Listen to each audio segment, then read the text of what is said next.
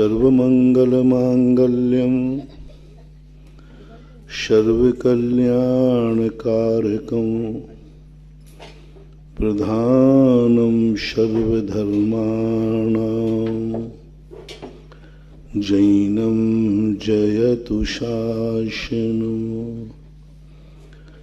जैनं जयतु शासनं। पंच परमेष्टि भगवान की आचार्य श्री गुरुवर कुंद कुंद महाराज की जय हो। आचार्य श्री गुरुवर विद्यासागर महाराज की जय हो। परम उपकारी निर्यापक श्रवण मुनि पुंगव श्री सुधासागर जी महाराज की जय। आचार्य संघ की जय।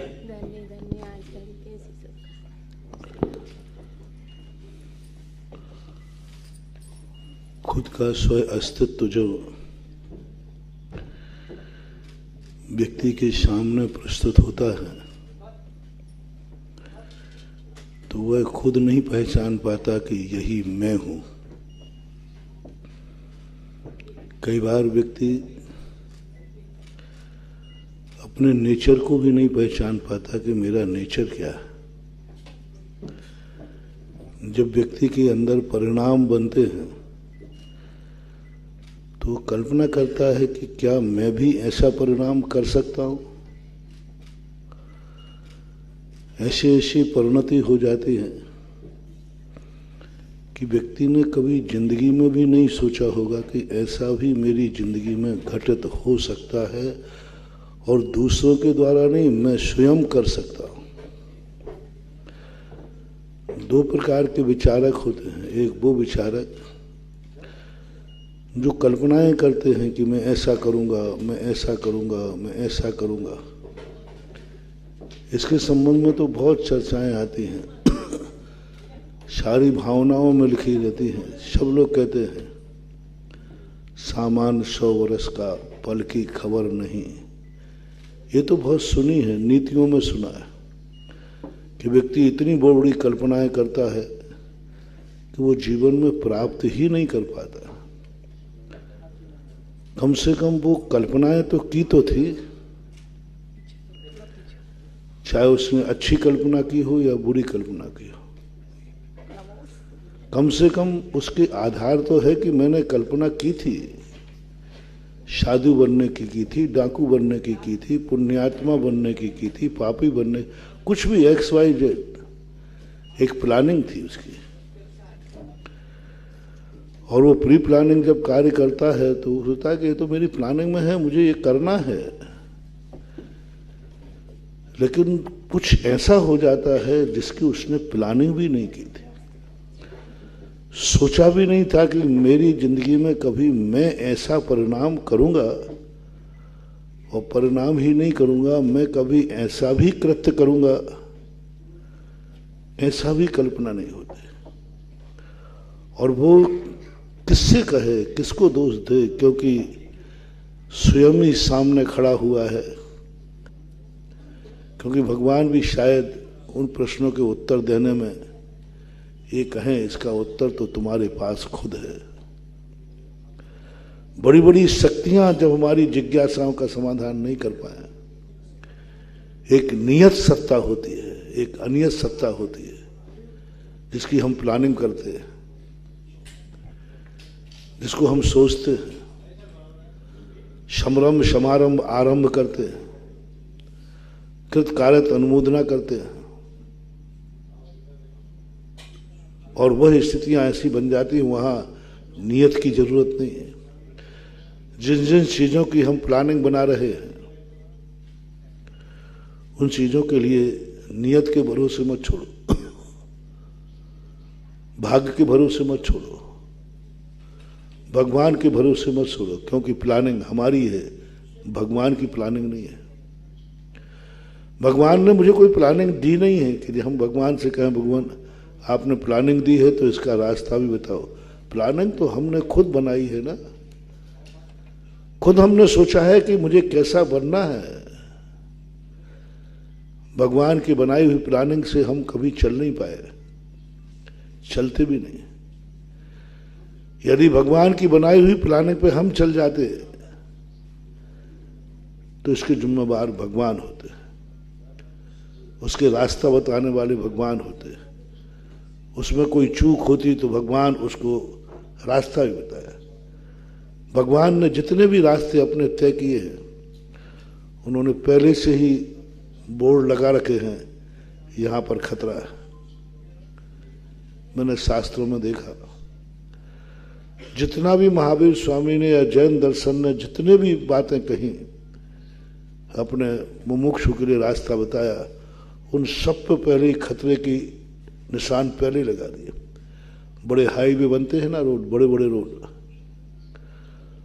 और रोडों में आप देखना सब कुछ पहले से लगा रहता है। मोड़ कहाँ है, घाट कहाँ है, आगे क्या, सब कुछ लगा रहता है। यदि वहां पर कोई बोर्ड लगा हुआ न मिले तो आप क्लेम कर सकते हैं सरकार के ऊपर।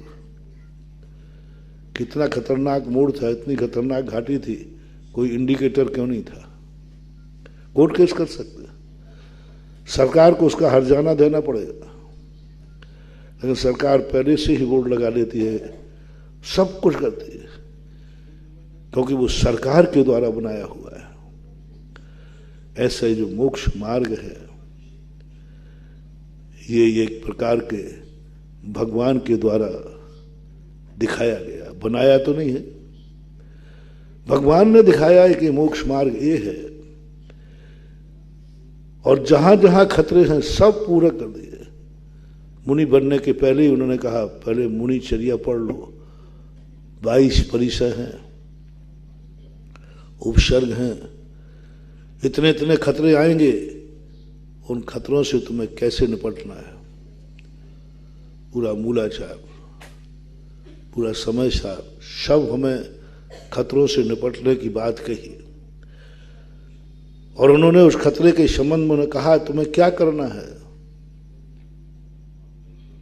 यहां तक कहा कि यहां तुम्हें मौत भी हो सकती है, उस समय तुम्हें क्या करना। मौत के कुएं हैं भगवान के बताए हुए मार्ग में। भगवान ने जितने रास्ते बताए हैं, एक भी रास्ता सुविधा युक्त नहीं है, सब खतरे पर था। जो रास्ते हम नहीं जानते थे, रास्ते तो थे लेकिन मुझे मालूम नहीं था, वो भगवान ने बताया। मोक्ष मार्ग हमें मालूम नहीं था, भगवान से सुना। सम्यक दर्शन मुझे मालूम नहीं था, देशनल अवधि में जिनवाणी से सुना। हमें आत्मा का स्वरूप मालूम नहीं था, उन्होंने आत्मा का स्वरूप उन्होंने बताया।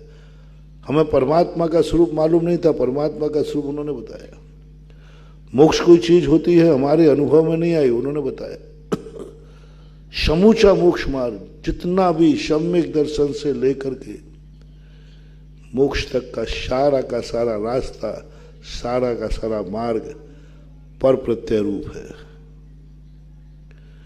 अनभ्यस्त है, अननुभूत है, अपरिचित है, अश्रुत है, कभी आया ही नहीं, किसी को भी नहीं आया, तीर्थंकर भी क्यों ना हो। जितने आज तक सिद्धात्माएं गए सब अनभ्यस्त विषातु परता। वो मार्ग अनभ्यस्त रहा है, और अनभ्यस्त विषय का सिद्धांत है, हमें किसी का सहारा लेना ही पड़ेगा। अनभ्यस्त विषय परता सिद्धांत है न्याय शास्त्र का, और मोक्ष मार्ग तो सदा अनभ्यस्त रहा है, तो हमें भगवान का आलम्बन लेना ही पड़ेगा। कोई ये कहे कि मैं भगवान मोक्ष मार्ग स्वयं प्रकट करूंगा, मैं अपने आत्मा में स्वयं पहुंचूंगा, मैं खुद अपनी आध्यात्मिक शक्ति प्रकट करूंगा, असंभव, असंभव। क्योंकि मेरी आत्मा भी मैं खुद हूं, मेरा वो स्वरूप जो शास्त्रों में कहा है, वो स्वरूप तो मेरे अनुभव में नहीं आया, कभी कभी नहीं आया। शास्त्रों में कहा है कि तू मर नहीं सकता, मेरे अनुभव में नहीं आया कभी कि मैं अमर हूं, अनुभव में नहीं आया, मैं अमर हूं। मरण तो अनुभव में आया, मरता तो हमने देखा है, अमर होते किसी को देखा ही नहीं मैंने। जलते हुए तो देखा है मैंने, लेकिन कोई अग्नि में भी नहीं जलता ऐसा देखा नहीं, देखा नहीं। हमने देखा है कि आत्मा मरती है, ये तो देखा है, लेकिन आत्मा अमर रहती है ये हमने कब देखा, कब देखा? कभी हमारे ज्ञान का विषय नहीं आया कि मैं अमर हूं। हमने देखा है वह जो सब कुछ मिटता हुआ है, हमने नहीं देखा अभी वो कि जो अविनाशी है। किसी भी वस्तु को देखने के बाद हमारा ज्ञान विनाश के ऊपर जाता है। अविनाशी वस्तु हमारे ज्ञान का विषय है ही नहीं, इंद्रियों का विषय नहीं, मन का विषय नहीं, मति शुद्ध अवधि ज्ञान का भी विषय नहीं है। ये अविनाशी तत्व, शाश्वत अविनाशी तत्व, ये कहां से सुन रहा तुमने? शब्द ही कहां से आ गया? शाश्वत अविनाशी शब्द ही कहां से आया? हमारे कोश में तो नहीं था। संसार में तो इस शब्द का किसी ने प्रयोग किया ही नहीं है, किसी ने प्रयोग नहीं किया। जितने संसार में लोग हैं उनने आज तक कभी शाश्वत और अविनाशी शब्द का प्रयोग नहीं किया, कर ही नहीं सकते, क्योंकि उनकी दृष्टि में कभी कोई शाश्वत अविनाशी चीज कभी आई ही नहीं। ये सब तो भगवान के मुख से निकला, भगवान की वाणी से निकला, भगवान की वाणी में निकला शाश्वत अविनाशी। विनाशशील लीला हमारे ज्ञान में है, हमें भगवान, विनाश शब्द हमारे ज्ञान से आया, भगवान के ज्ञान की जरूरत नहीं थी। क्योंकि मैं अपने आप को मिटता बहुत बार देखता हूं, मैं अपने सामने दुनिया को मिटता हुआ देखता हूं, मैं अपने सामने दुनिया को मरता हुआ देखता हूं। सबको देखा, किसने देखा? बताओ भैया, मरता हुआ तुमने किसने नहीं देखा? ऐसा कोई व्यक्ति है जिसने किसी को मरा हुआ नहीं देखा हो? लेकिन अमर किसको देखा है? देखना, अनुभव की बात ना, शास्त्रों की बात नहीं पूछ रहा हूं, वो जो तुमसे ज्यादा मुझे मालूम है, अनुभव की बात। अविनाशी शाश्वत शब्द कहां से आया? हमारे जीवन में नहीं आया, कभी सुना ही नहीं हमने। हमने तो हर चीज को मिटता हुआ देखा है, हर चीज को पुरानी होते हुए देखा है। पेड़ की कौपलें आज हमने हरी देखी है, कल हमने उसको पीली होते हुए भी देखा है। बच्चे का जन्म होता है, उसको हमने मरते बुढ़ापा भी देखा है, सब देखा, मिटता ही तो देखा है, बढ़ता हुआ देखा। शाश्वत एक टंकोत किरण बता कब देखी? शाश्वत एक टंकोत किरण दशा, जो शाश्वत है, अविनाशी है, टंकोत किरण है, अपरिवर्तनशील है, परिवर्तन के पार अपरिवर्तनशील है, वो टंकोत किरण है। कुछ भी नहीं, जैसा है वैसा ही त्रिकाली था, उसको बोलते शाश्वत अविनाशी। लेकिन वो अनुभव में नहीं है। ये सब भगवान के बताए हुए शब्द हैं, सर्वज्ञ ने कहे हुए शब्द है। और हमारी माया तो और विचित्र है, जिसने शाश्वत अविनाशी बताए हैं वही सर्वज्ञ हमने नहीं देखा है। वो भी सुना है कि सर्वज्ञ होता है, शास्त्रों में पढ़ा है। देखो भाई, जो है सो वो कहने में कोई ऐतराज मैंने तो नहीं देखा। मैं तो नहीं कहूंगा कि भगवान है, मैं तो नहीं कहूंगा, क्योंकि मैंने देखा ही नहीं, मेरा ज्ञान ही नहीं जा रहा है। बस इतना जरूर है कि जिन शास्त्रों में लिखा है ये कभी झूठ नहीं बोलते हैं, इसलिए भगवान है। अनुभव में नहीं आया, अनुमान से, क्योंकि जिनवाणी कभी नान्य था वादनो जिनः सूक्ष्मम जिनोदितम तत्वम हेतुर नैव हन्यते आज्ञा सिद्धम तो तदग्राह्यम नान्य था वादनो जिनः। ये पक्का विश्वास है। जिनैन भगवान झूठ नहीं बोलेगा। और जनवाणी में इसलिए भगवान है, इसलिए लगा दिया ना, इसलिए लगा दिया भगवान, इसलिए भगवान है। मैं इसको तो नहीं कहूंगा इसलिए ये डिब्बी है, मैंने इसको इसलिए नहीं लगाया, ये डिब्बी है। अब मैंने कोई नहीं कहा ये ऐसा है, ये ऐसा है, ऐसा, इसलिए डिब्बी है। अनुमान नहीं, ये तो प्रत्यक्ष। क्या हम भगवान को ऐसा कह दूं जैसे डिब्बी है, भगवान है? नहीं, झूठ बोलना ठीक बात नहीं। जो हमारा विषय नहीं है उस पर अपनी सील लगाना अतिक्रमण। जो प्लाट हमारा नहीं है उस पर अपने प्लाट के सील लगाना अतिक्रमण है। तुम लोग होता है ना कि इसने मेरे मकान पे अतिक्रमण कर लिया, दुकान पे कर लिया, इसने मेरी जमीन दबा ली, इसके कागज तुम्हारे पास, सब कुछ तुम्हारे पास है, कर सकता, होता है। उसको अच्छा कहते हैं कि बुरा कहते हैं? बुरा कहते हैं, गंदी आदत। दूसरे की वस्तु पर अपना अधिकार जमाना अतिक्रमण है। इसी प्रकार धार्मिक अतिक्रमण है, एक धार्मिक अतिक्रमण है। भगवान के ज्ञान की जानी हुई बात को अपने ज्ञान की बात कहना, ये भगवान की वाणी पर अतिक्रमण है। अतिक्रमण। तुम किस बल पे कह रहे हो? मैंने जाना, मेरे अनुभव में आ रहा है भगवान है। अरे दूसरे के ज्ञान को अपना ज्ञान मान लिया।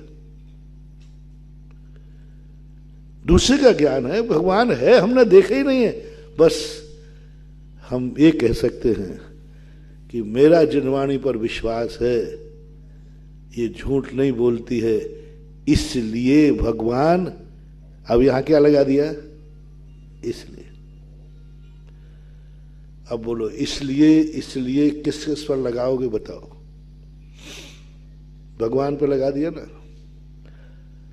भगवान ने जो तत्व कहा है, अपने खुद की आत्मा का स्वरूप किया है, कहा है, क्या वो तुम्हारे ज्ञान में आया? शुद्ध स्वरूप आया? नहीं आया। झूठ नहीं बोलना अपन को, नहीं आया। लेकिन मैं कह रहा हूं मेरे आत्मा का स्वरूप ऐसा है। अनुभव शब्द मत बोल देना। क्योंकि पूज्यवर कुंद स्वामी प्रवचन सार चारे चूलका में कहते, क्योंकि भगवान अन्यथावादी नहीं होते हैं और भगवान ने बोला है कि मेरा ऐसा स्वरूप है, इसलिए मेरा स्वरूप ऐसा है।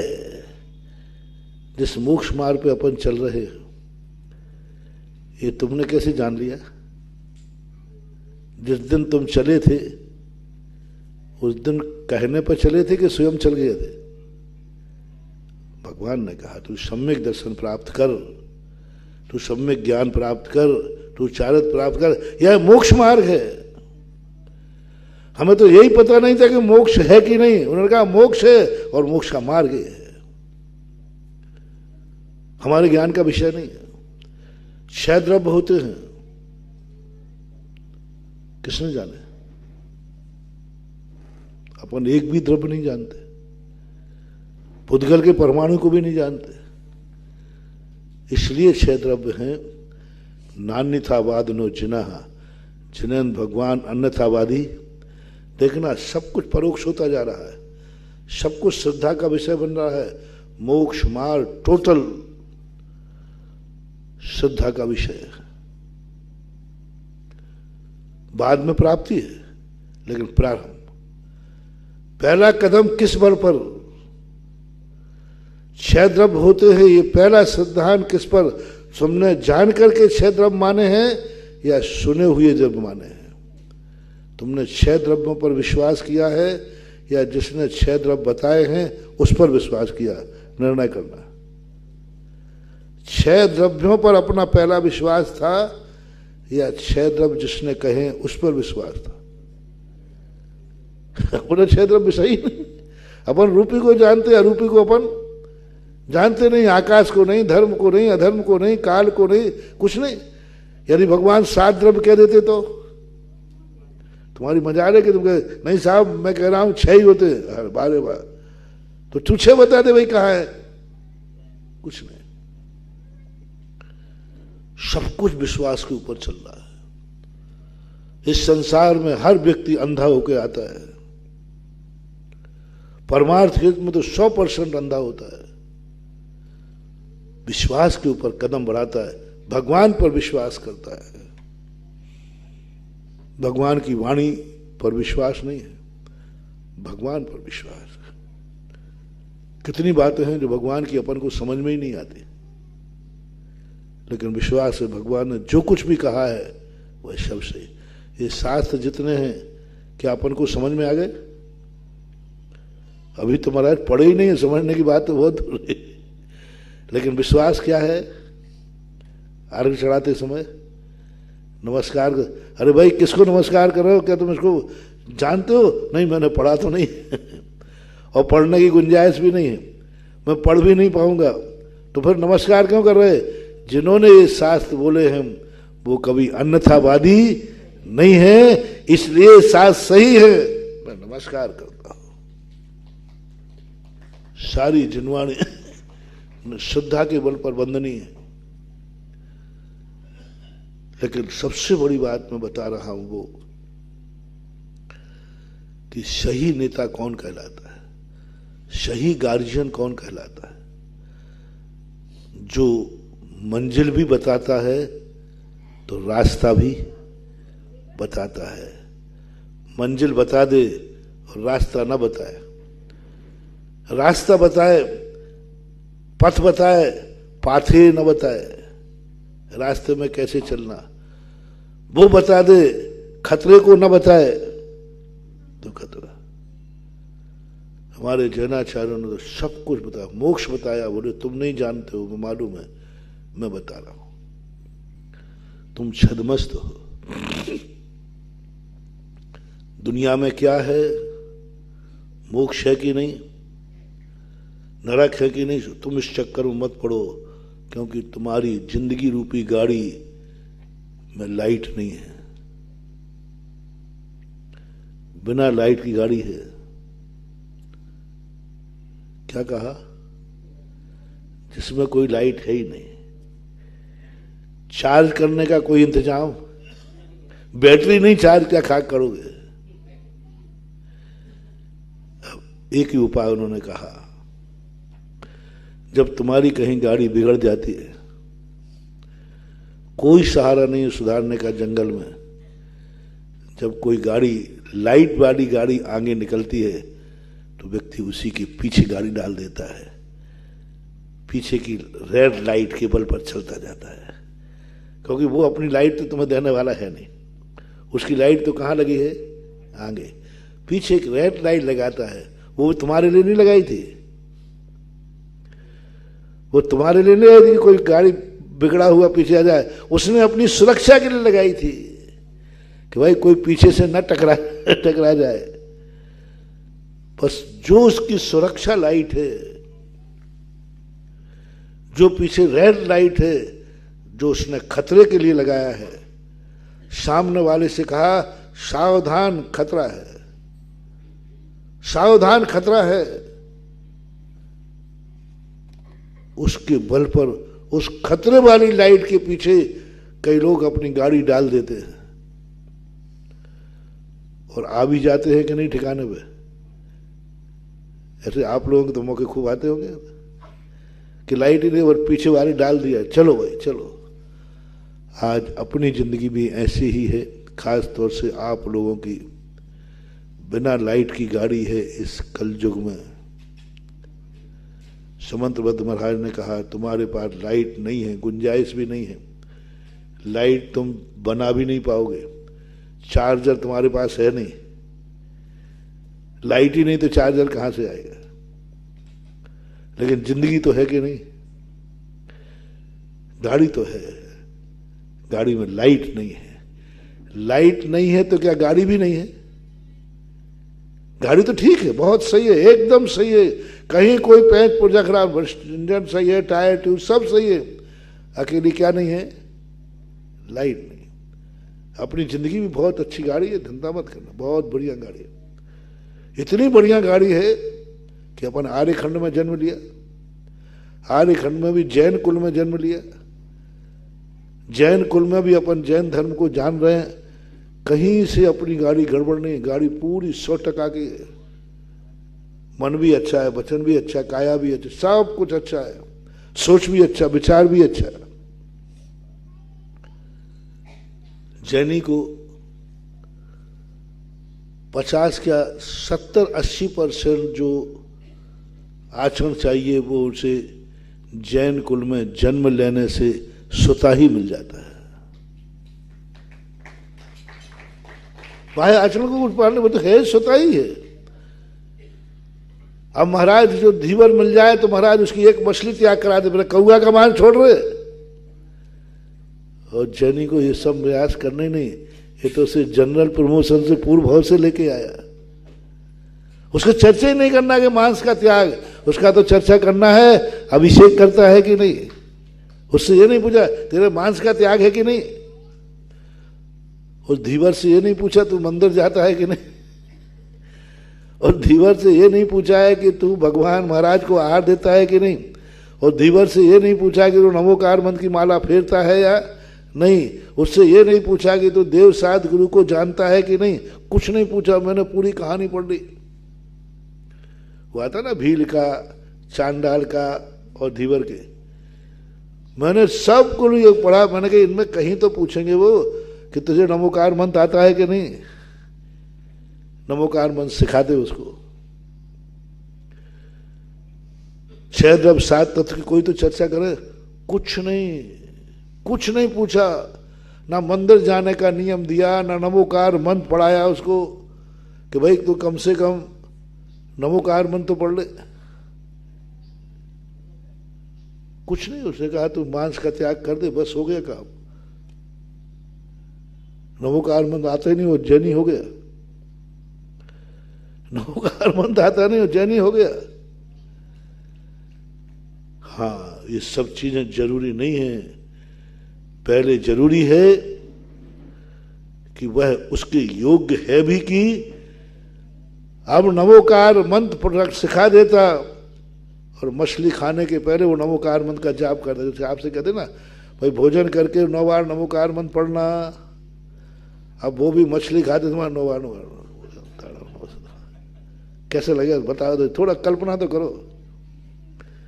है ना, मछली भोजन में रखी और वो नमोकार मंत्र पढ़ रहा है। नवोरिंदा महाराज ने कहा नमोकार मंत्र करके भोजन करना, वो मछली खा रहा है।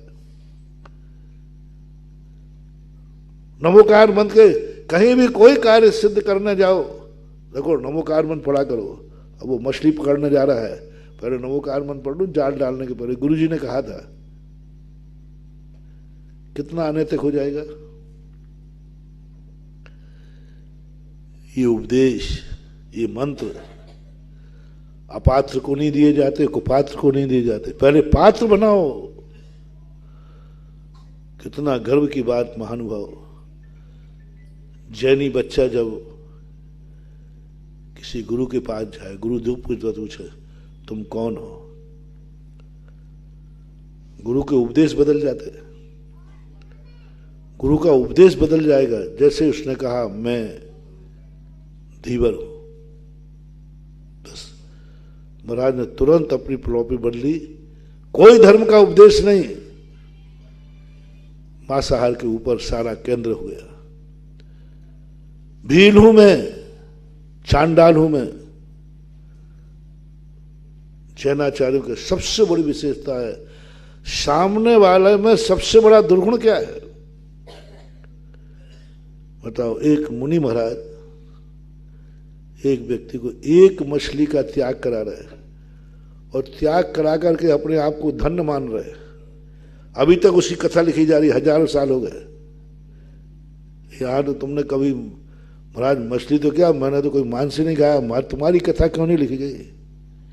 नहीं, उसका प्रमाण दे रहा हूं। महाराज ने पूछा कौन है? हम जैन है महाराज। तो तुरंत महाराज प्रवचन बदल देंगे, मांसाहार की कोई चर्चा नहीं, अष्टमी चौदस को हिंसा की कोई चर्चा नहीं। तुरंत कहेंगे मंदिर जाता है क्या? अब अंगाड़ी प्रभु कुछ नहीं पूछी, क्योंकि तुमने क्या कह दिया, मैं जैन। बस अब कितनी चीजें छूट गई, अष्टमूल गुण छूट गए, मध्य मास मधुत्य आ गई, रात्रि भोजन तक का नहीं पूछा, कुछ नहीं। आज पूछना पड़ रहा है, वो बात बताता हूं। जैन कहते ही ना जाने कितने पढ़ने पलट देते हैं गुरु, कितने पढ़ने, कल्पना करो। एक पापियों के घर देखो जिनके पीढ़ी दर पीढ़ी पापाचार होते, दुराचार होते, शराबी है, जुआड़ी है, सब पाप पीढ़ी दर पीढ़ी, डाकू हैं, पीढ़ी दर पीढ़ी से जगत में प्रसिद्ध हैं। उनके लिए शास्त्र भरे पड़े हैं। पद्मनंदी पंचविंशति देख लीजिए, कार्तिक अनुप्रेक्षा में देख लीजिए, आत्मानुशासन में देख लीजिए, सारे ग्रंथों का बहुभाग प्रारंभ का उसी से भरे हुए। और एक शब्द तुमने बोला मैं जैन हूं, महाराज ने सैकड़ों पलट के अलग कर दिए।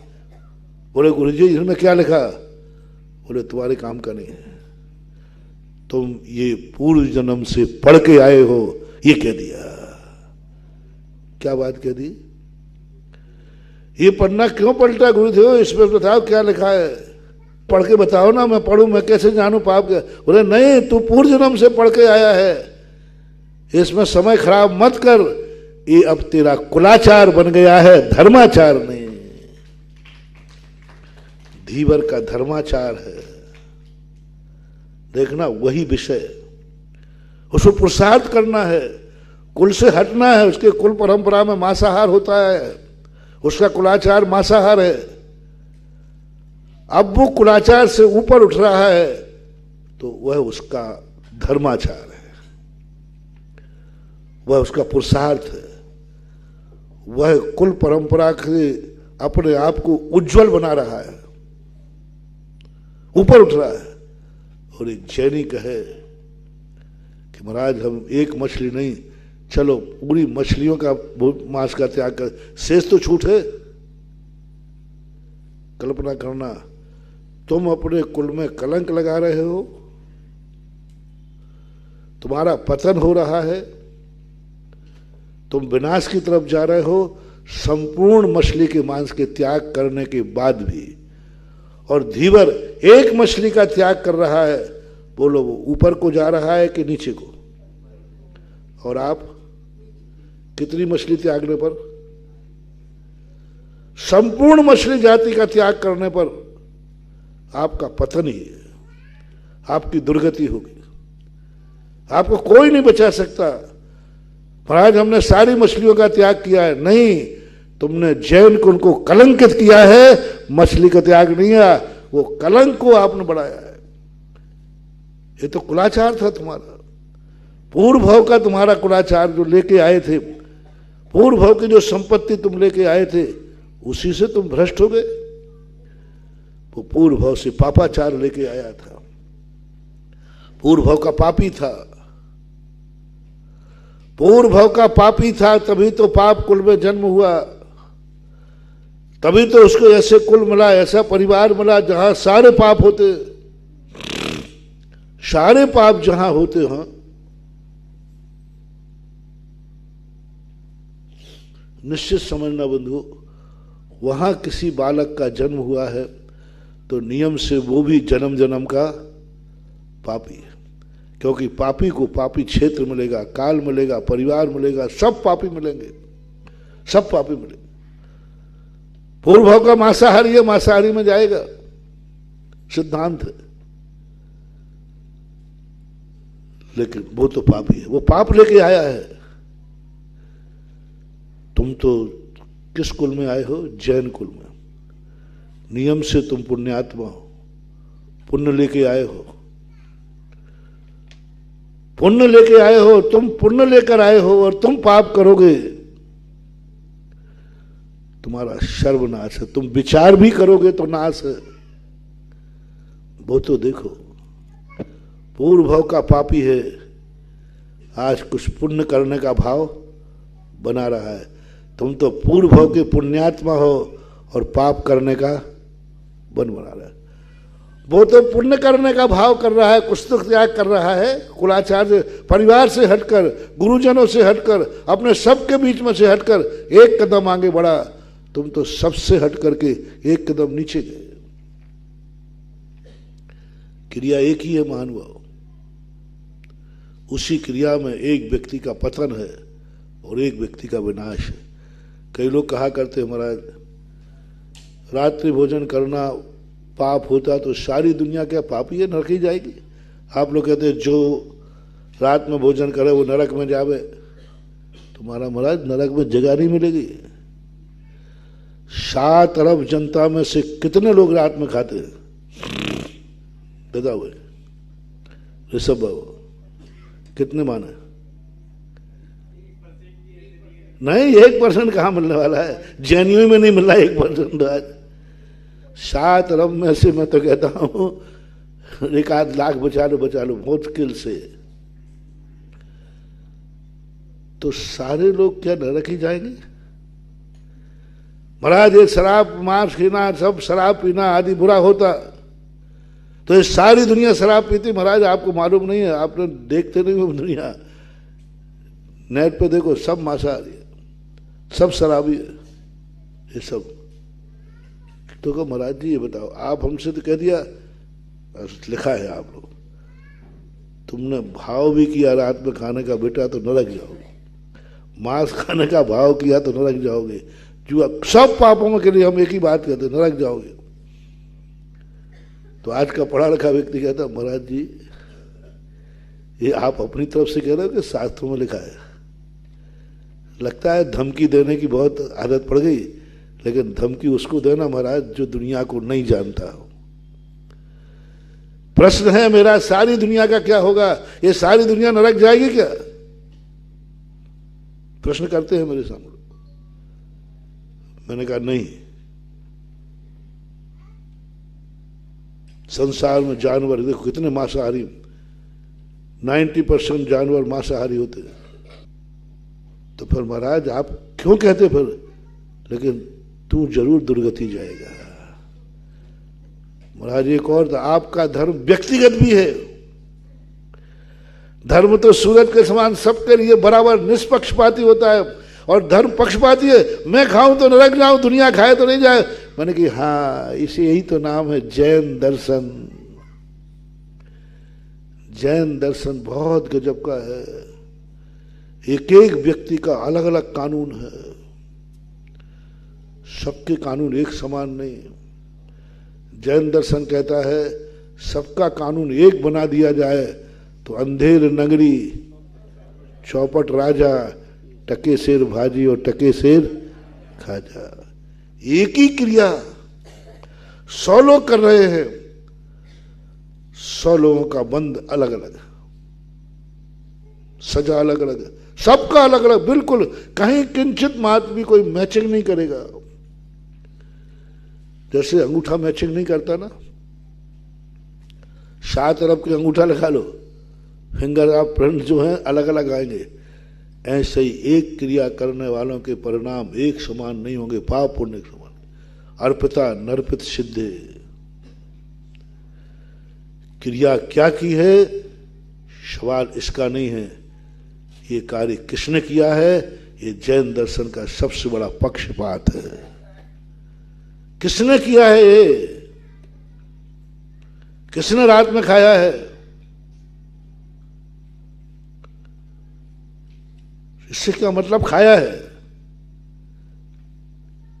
जिनवाणी कहती है इससे मतलब नहीं खाया है कि नहीं खाया, किसने खाया। मानवा बहुत बहुत, ये दुनिया में किसी भी दर्शन में नहीं मिलेगा। हर दर्शनकार ने कहा एक सजा, एक जैसे कार्य करने की सबको एक सजा है, लेकिन जैन दर्शन कहता कार्य एक है लेकिन सजा एक समान नहीं है। इसके उदाहरण में दिया करता हूं, जो 2 टाइम भोजन करेगा वो नरक जाएगा, पक्का। चंद्रोदय तीर्थ से बोल रहा हूं।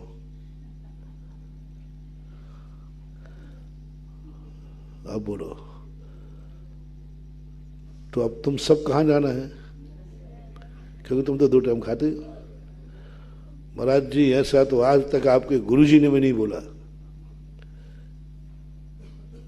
शास्त्र में भी नहीं लिखा है, तो क्या मैं बिना शास्त्र के बोल रहा हूं? लिखा है शास्त्र, लिखा है शास्त्र में, लिखा है, स्पष्ट प्रमाण है। अब या तो नरक जाओ नहीं तो जल्दी सब लोग एक एक टाइम का नियम ले लो। जिनको नरक नहीं जाना हो वो एक आज से, महाराज जी हमें मालूम नहीं था, आपने पहले नहीं बताया, पहले नहीं बताया, तो अब निर्णय एक ही हो गया, एक टाइम का भोजन ले लो नियम। कितने लोग मान जाएंगे? कई लोग कहेंगे अब हम चले जाएंगे नरक, चले जाएंगे, ठीक है। महाराज ने कह दिया भूखों मरूंगा एक टाइम, अब नरक जाएंगे तो ये तक कह देंगे कई लोग। पर किसी शास्त्र में लिखा तो है, जो मैंने कहा देखो जिनवाणी, इस बात को प्रस्ताव पास करें, जो रात में एक टाइम भोजन, 2 टाइम भोजन करेगा वो नरक जाएगा। प्रस्ताव पास करो, आपके दस्तखत से मैं भिजवा दूंगा सब में, इन्होंने किया है, पर तुम्हारी पिटाई पिटाई हो तो मैं जुम्मेदार नहीं हूं। और आगम से बोल रहा हूं, आपने हाँ नहीं कहा, देखो भाई तुम चुपचाप सब बैठे हो, या तो हाँ कहो या ना कहो।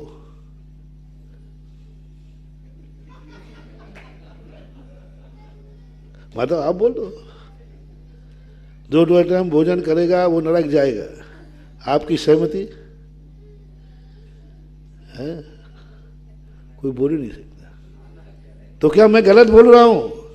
अब देखना, अब भी हाल हाँ कहोगे तुम, एक मौन नहीं रहेगा, देखना एक मौन नहीं, अभी कोई मुंह नहीं खोल रहा है। अब मैं नाम ले रहा हूं, तुम्हारी बारी आए तो तुम सब मौन हो गए। अब मैं नाम ले रहा हूं, मुनि महाराज, बोलते नहीं हो?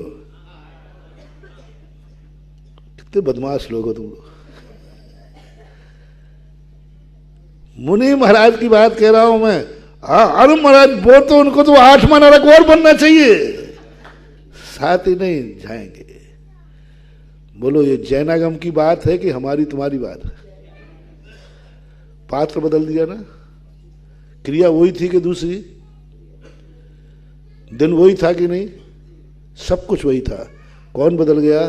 तुम कौन हो, इतने में अंतर हो गया। जी क्या बात कर रहे हो, इतने में अंतर हो गया, तुम कौन हो। सवाल क्रिया का नहीं है, सवाल क्रिया जो हमने और आप में लगाया, बस ऐसे ही तुम अजैन में और जैन में लगा लेना महानुभाव। कोई भी कार्य करते समय तुम अजैन की बराबरी नहीं करना। तुम ये मत सोचना कि वो सब सारी दुनिया कर रही है तो हमें करने में क्या वादा। तुम कौन हो? बस तुमने किया तो तुम्हारा नरक निश्चित है। दुनिया रात में खाए वो नरक जाएगी, मैं नहीं कह सकता। जैनी रात में खाएगा, नरक जाने से कोई रोक नहीं सकता, ये गारंटी है। जैनी रात में खाएगा तो शास्त्रों में लिखा है, स्पष्ट लिखा है, वो सूकर बनेगा, ग्राम सूकर, गंदगी खाने वाला, उल्लू, मार्जर, शास्त्रों में लिखा है। 2 हैं पद्म पुराण। मैंने एक दिन लोगों ने ऐतराज किया, महाराज जी कुछ भी बना देते हैं, महाराज को तो भाषा समिति है ही नहीं। रात्रि भोजन करने वाले लोगों को कह दिया कि वो सूकर बनेंगे, उल्लू बनेंगे। और कुछ महाराज लोग भी समर्थन करते, हाँ ऐसा तो महाराज को नहीं बोलना चाहिए।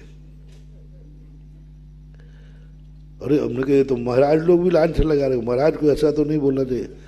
फिर मैंने 3-4 दिन लगाए सारे साहित्य इकट्ठा करने के लिए। सारे इतने पुराण लेकर के मैं आया और सबके पन्ने खोल करके बाँचे, भैया मैंने, इन्होंने कहा है, मैं तो वाचक हूं और मैं कभी भी कोई बात बोलता हूं तो सबको चुनौती है। आज भी आगम से जहां मेल नहीं खाए तो मेरे पास आ जाना, और आगम से मेल खा जाए तो उसे स्वीकार कर लेना। पहले शास्त्र में कहीं ना कहीं खोजता हूं मैं, उसके बाद ही बोलता हूं। लेकिन ये फार्मूला जैनियों के लिए लागू है,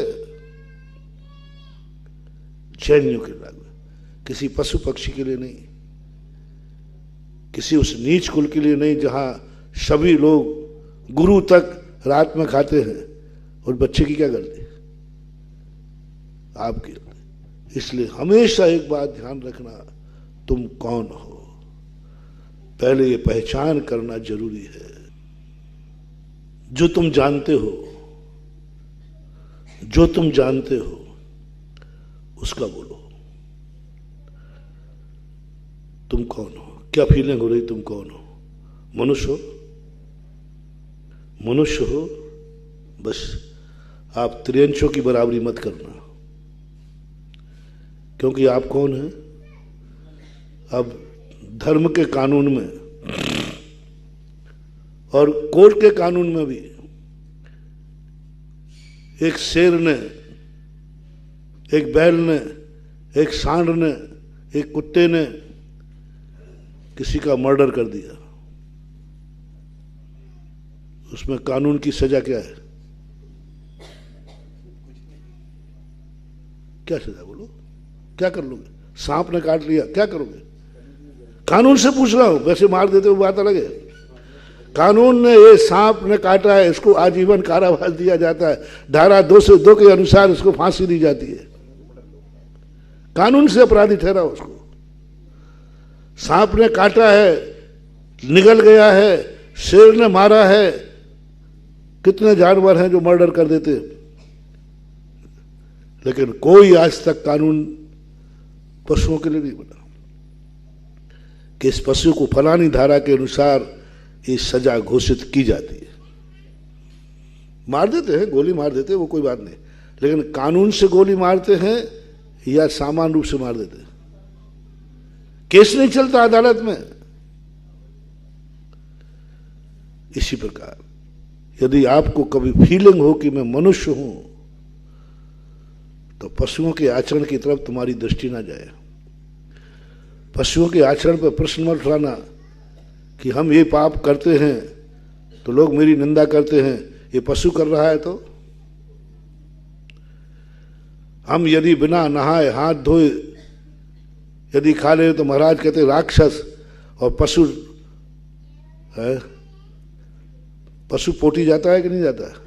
गोबर तो वो शुद्धि करता होगा है? तो महाराज जब पशु बिना शुद्धि खा सकता है तो हमें क्यों नहाने की बात कहते हो? नहीं, पशु की तरफ मत देखना।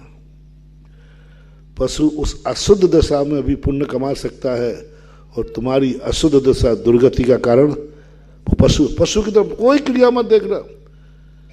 पशु जितना भी अपना सब पाप खुल्लम खुल्ला करता है, तुम मत करने ना, तुम्हें जेल में बंद कर दिया जाएगा। कुत्ते करते रहते, जानवर करते रहते, तुम सब सड़कों पे देखते, कोई पुलिस वाला उसे उठा के ले जाता? तुम करके देखना ऐसा। तुम किसी का मर्डर कर देना, धारा लगी, पशुओं की बराबरी नहीं। आप यदि मनुष्य ऊपर उठे हैं कि मैं भारतवासी हूं, कभी फीलिंग हो ऐसी कि मैं भारतीय हूं, आर्यपुत्र हूं, कभी फीलिंग हो तो मैं कौन हूं इसका चिंतन बता रहा हूं। जैन दर्शन का एक बहुत असाधारण शब्द है ध्यान के लिए, सबसे पहले ये पहचानो तुम कौन हो। भगवान कौन है ये नहीं,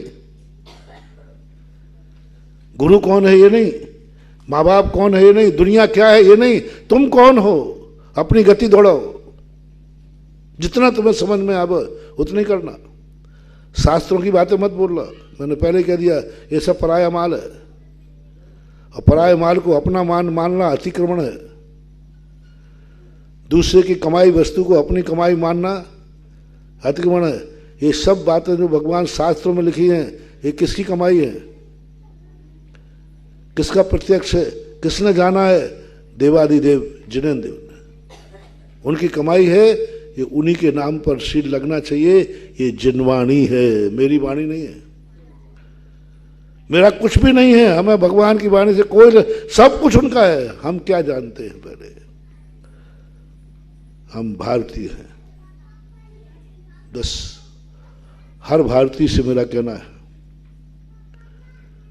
जैन अजैन सभी इस समय टीवी पर बैठे होंगे, अजैनों से भी मेरा कहना है, यदि तुम्हारी फीलिंग में कभी ये भाव आया हो कि मैं भारतीय हूं, तो आपको मेरा उपदेश है, कभी विदेशों की नकल मत करना कि विदेशी ये करते हैं तो हमें करने में क्या बात है। क्या वे सब पापी हैं? क्या वे सब पापी हैं? विदेशों में ऐसा सब कुछ होता है? नहीं, वो पापी नहीं, क्योंकि वहां की परंपरा ऐसी है, वहां की संस्कृति ऐसी है, वहां के संस्कार ऐसे हैं, उनके पीढ़ी दर पीढ़ी के सब लोग ऐसे ही करते हैं, उनका कानून ऐसा है। तुम भारतीय हो। सच्चा भारतीय कभी विदेशियों की नकल करेगा नहीं, विदेशी की बुराई करेगा नहीं, और विदेशियों के संस्कार कभी अपने में आने देगा नहीं। जैसे पशु है, मैं मनुष्य हूं, ऐसे ही वो विदेशी है, मैं देसी भारतीय हूं। भारतीय का कर्तव्य क्या है? क्यों कहलाते हो तुम भारतीय? कुछ तो विशेषता होगी, कुछ तो होगा, कोई तो संस्कृति होगी, भारतीय संस्कृति कुछ तो होगी। कितना भी तुम्हारे लिए लोभ दिया जाए, कितनी आकर्षक वस्तु हो, जो तुम्हें अनुभव हुआ है कि मैं आर्यपुत्र भारतीय हूं, बस आपके चारों तरफ भारतीयता होना चाहिए। आपके ज्ञान में भारतीयता, आपके दिमाग में भारतीयता, आपकी आंखों में भारतीयता, आपके कानों में भारत, सब जगह रोम रोम में भारतीयता होना चाहिए। मैं मनुष्य हूं, मनुष्य में भारतीय हूं, मैं सोच ही नहीं सकता भारतीय संस्कृति के अलावा। कुछ भी देखो, कुछ भी सुनो, क्या सुन रहे हो? क्या ये भारतीय संस्कृति है जो तुम सुन रहे हो? क्या सोच रहे हो? क्या ये भारतीय संस्कृति है? पढ़ो, भारतीय संस्कृति पढ़ो। नियम है हमारे यहां, भारत का एक कंसेप्ट है, सिद्धांत है, जो सारी दुनिया ने असाधारण माना। पढ़ो उस भारतीय संस्कृति को। तुम्हें क्या सोचना है, क्या सोचना है? भारतीय संस्कृति ने दिया कि जो भारतीय संस्कृति होती है उसका दिमाग क्या सोचता है। कुछ भी सोचने लग जाओ, ऐसा नहीं। भारतीय संस्कृति है कि तुम क्या करते हो। किसी भी चीज को देखो, आंख भारतीय होना चाहिए। आंख कौन सी आंख से देखो? आपकी आंख कौन सी है? कोई कहे भाई आप इधर क्यों नहीं? मेरी आंख भारतीय है। तुम भारतीय हो, तुम हो कौन? तुम हो कौन? आंख तुम नहीं हो, नहीं मैं नहीं हूं। दिमाग तुम नहीं हो, कान तुम नहीं हो, मुख तुम नहीं हो, हाथ तुम नहीं हो, पैर तुम नहीं हो। इन सबको अलग करो, तुम क्या हो? मैं भारतीय हूं। अरे भारतीय है क्या चीज? बना भारतीय हो, तुम हो क्या? तुम बता दो। एक एक चीज को अलग करना, तुम क्या निकलोगे? बंधु, तुम भारतीय हो, अर्थात तुम्हारी आंख भारतीय होना चाहिए। साधना शुरू करो, होमवर्क दे रहा हूं। पहले दिमाग को भारतीय करो। मेरे दिमाग में भारतीय विचार आएंगे। मेरी आंख किसी वस्तु को देखेगी, मेरी आंख भारतीय है। बना दो आप अपने आंख को भारतीय। कानों को भारतीय बना दो, मेरे कान भारतीय हैं, भारतीय संस्कृति सुनेंगे। बना दो अपने मुंह को भारतीय, हम भारतीय हैं, भारतीय भाषा बोलेंगे। बना दो अपने भोजन की थाली को, हम भारतीय हैं, भारतीय भोजन करेंगे। बना दो यात्र पैरों को भारतीय, हम वहीं जाएंगे क्योंकि हमारे पैर भारतीय। सबको रोम रोम को भारतीय बनाओ, और हर रोम रोम तुम्हारा झलके कि ये भारतीयता का लक्षण है। आचार में, विचार में, पसंद में। पसंद में क्या है तुम्हें? भारतीय संस्कृति पसंद है कि विदेशी संस्कृति? विदेश में घूमने का मन है क्या? नहीं, फ्री में प्लेन जा रहा है, आना जाना सब फ्री है, खाना भी फ्री है। महाराज फिर तो देखो अब क्यों जाना चाहते हो? क्यों जाना चाहते हो? क्या है वहां इसलिए जाना चाहते हो कि वहां यहां से अच्छा है इसलिए जाना चाहते हो? दो चीजों विचार करना। जाने की मना नहीं कर रहा हूं, नहीं महाराज मुझे जानकारी रखना है कि वहाँ क्या है। तो यदि मेरे मुनि व्रत पल सके तो मैं भी विदेश चलने को तैयार हूँ। प्लान में नहीं बैठूंगा। देखो मेरी जैसी है, यदि विधि है पैदल चलने की, मेरे मुनि व्रत में बाधा नहीं हो तो हमारा क्षेत्र न्यास नहीं है। मुनि महाराज की कोई क्षेत्र मर्यादा नहीं होती, दिग्व्रत और देश व्रत नहीं होता। मुनिराज कहां तक विहार कर सकते, जहां तक उनकी चर्या पड़े। सुबह उठ करके हमें सीमाएं नहीं बांधना पड़ती। जैसे आप लोग कहूँ ग्राम गली बाजारा, आज मैं इस दिशा में इतना जाऊंगा, इस दिशा में। मुनि महाराज को रही तू तो जहां जाना चाहे वहां जा, कोई दिशा बंधन नहीं। दिग्व्रत देशव्रत मुनियों को है ही नहीं। और यदि मैं बांधूं तो 200 लगे, फिर बांधने के बाद हमें फिर दूसरी प्रक्रिया अपनाना पड़ेगी। वो नियम के अंतर्गत आ जाएगी, व्रत के अंतर्गत नहीं आएगी। व्रत के अंतर्गत नहीं है, ठीक है आज नियम ले लिया मैं कहीं नहीं जाऊंगा, वो एक ताद करे। लेकिन वैसे आजीवन का कोई भी नियम नहीं है, मैं जा सकता हूं। ले चलो तो चलूंगा, मेरी मुनि चली। जैसे मैं जाता हूं वैसे। महाराज आप क्यों जाना चाहते हैं? मुझे देखना है वहां क्या है।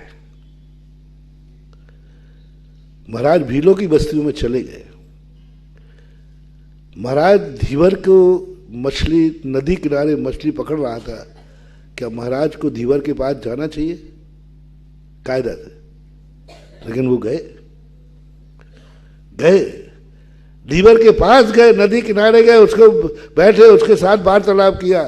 और मालूम मछली आ रहे, ये जानने के लिए ये क्या कर रहा है, और ये जानने के लिए जो कर रहा है, मैं इसके साथ नहीं डूबूंगा, मैं इसको बचा के लाऊंगा। मैं भी चलूंगा ये जानने के लिए विदेश कैसा है, क्या होता है। और बुरा होगा तो वही प्रवचन देने बैठ जाऊंगा। तुम घूमने चले जाना कहीं।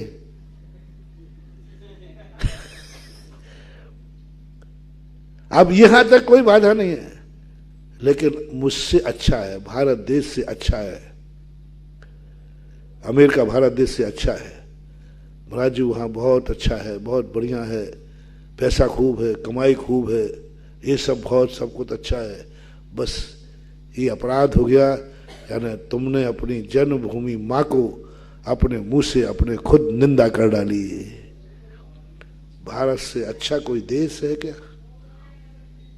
हो ही नहीं सकता, हो ही नहीं सकता। मेरे देश से अच्छा कोई नहीं हो सकता।